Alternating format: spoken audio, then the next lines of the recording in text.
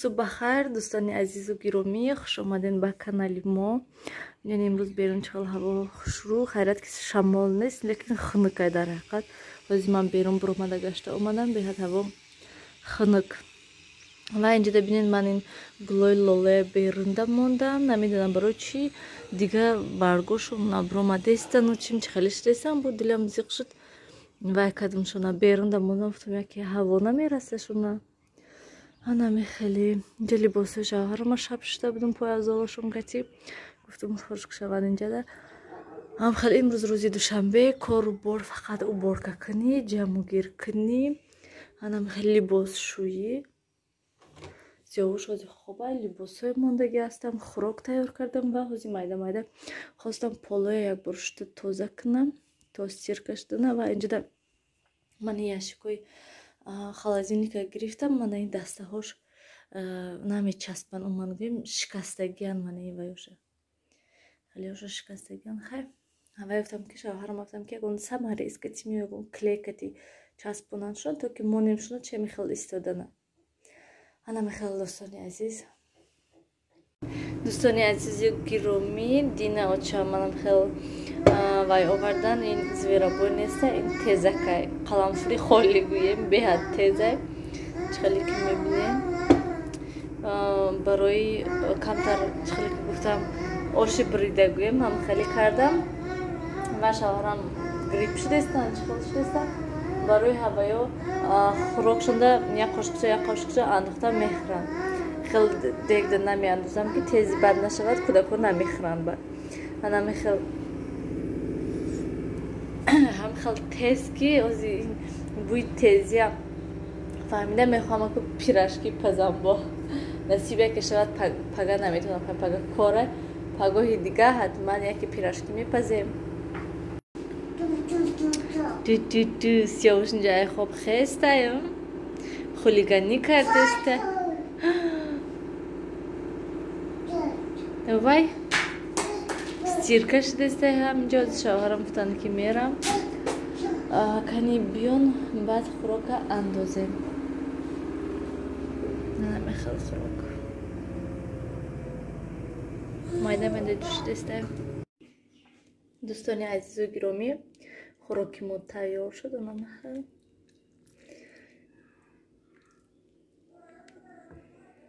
نمیخواد بهت نقص شد اما خشک بودن من فکر کردم که حالی میچسبن نخه چسبیدگیش کشوده نمیشد که نه خوش رو پر رو گویم کشوده شدم.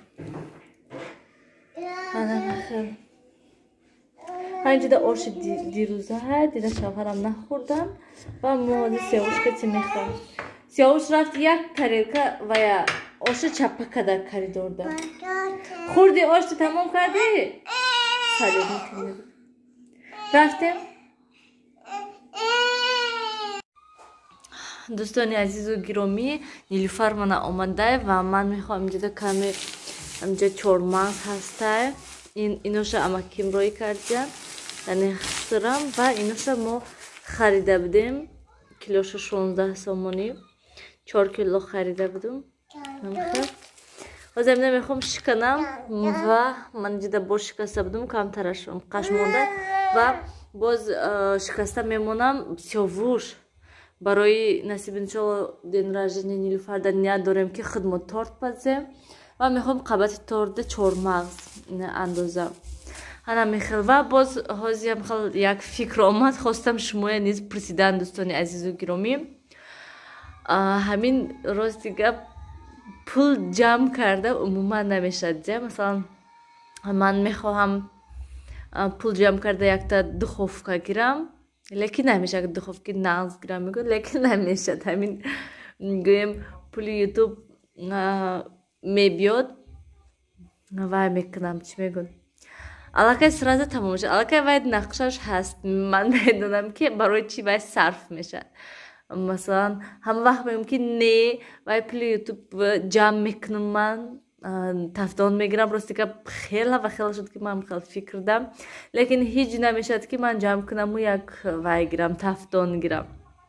یک بار جمع کرده من شکاف ساختم و با میخواهم که تفدان گیرم ва рости гап тафтоно хела қимат ҳастанд. Ман намеочамшон духовка ҳамон плитаву духовка гирифтанд. Наз ҳам газ ҳам плита ҳаста ҳам духовка дорад. 3000 сомон гӯем 3000 чанд 3000 сомон гирифтанд. Ҳам хел обычни духовкаҳое ки встраимове ҳастанд мемони ҳамон вайда ва ё 4000 сомон ва як духовки холи 4000 сомон мешад. Рости гап беҳад қимат ҳастанд ва нависед комментарияда ки шумо дӯстони азиз пул ҷамъ карда масалан метавонед просто гӯем пул ҷамъ карда касса кардан масалан мехоҳед ягон чи харидан қиматаи пултон намерасад мегӯед ки масалан пул ҷамъ мекунам ҳамон чиза мехарам. Ман наметавонам пул ҷамъ карда ҳамон чиза харидан. Барои ҳамин вай мехоҳам амин картаи салом гирам. Вай кредитни карта аст ку заказ кардам. Лекин вақте ки тафтоноя 4000 сомон вай мекунӣ худаш нависондагие ку масалан чанд моҳда чанд сум мешад ва ҳамин 6-7 моҳда гӯем қариб ки 500-600 то 1000 сомона фоиз ҳаста. Рости гап як тафтони 4000 сомона гирӣ агар вай 5000 сомон меғалтад 6 моҳда. барои ҳамин намедонам ки чӣ кор кунам. ҳама хел шиштам фикр дорам. Не ки беҳад бисёр мехоҳам ки як тафтони нағз гирам ки то ки ман ҳамин ва ё торт портам хали чизои худ мепазем. умуман тез нон мепазем самбуса мепазем хали чизо тез мепазем. барои ҳамин мехоҳам ҳамин ва пирог мехоҳам пухтан. ин духовки одулда пироги хел бисквит нихушу намешавад хушк мебиёд ва бо насиб паго бозор рафтани ҳастем хел як намуд крем ҳаста мехоҳам аму кремое бинам кани чӣ хелай мазаш. дар ҳақиқат агар ки ба маза бошад нағз бошад бисёртар мегираму вай мекунам. чӣ мегӯянд миср барем партоянша баъд айҳавай бисёртар мегираму гӯям тез ягон тортай пирогай ҳамхали чиза барои кӯдако мепазем. ҳатто фақат булочка песочный пирог уже намехӯранд ҳозир. баса ки сиёвуш нилуфара кадоми мӯҳоша кушодай. ман дидам мӯҳоша хушк карда бофтам.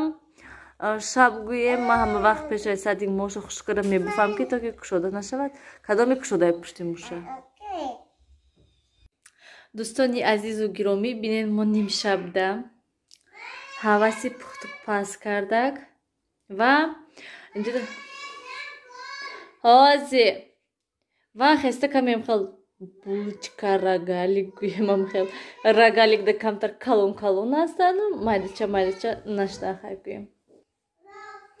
рости гап каме варёнка буд.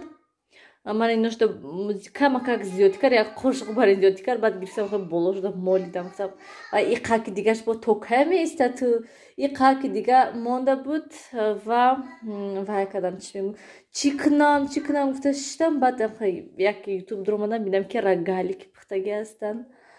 баъдам биям варёнкаи рогалик кардам гирифтам як сметана овардаму хамираша тайёр кардам. рости гап хамираш каме сахт шудак баъд хеле вай песочный резонак шудагӣ ҳаста.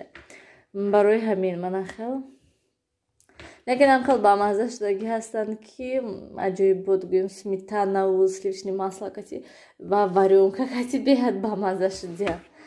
анами холоси кӯдако манамин 3 лист шуд. як листша гӯем манами 6 донаша зиёдӣ кардак як лист мондагӣ ҳамаша кӯдако хӯрдан. ман инҷа бо якта зиёдти сиёвуш ва дӯстони азиз биёин акнун ҳамин кати хайрухуш кунем. рости гап намедонам ки видео чанд қа шудак. умуман хайр ман ҳозир беҳад монда шудагӣ ҳастам. ҳозир тез кӯдакоя мехобонам. соат 8 гузаштак уже. кӯдакоя то ҷогошона мепартом ҷога медорам то хобшон мебарад ки соат 10 мешад 10:30 мешад гӯем. умуман ҳама хеле анами хел хайр. дӯстони азизу гиромӣ то дидори оянда дар паноҳи худо бошед.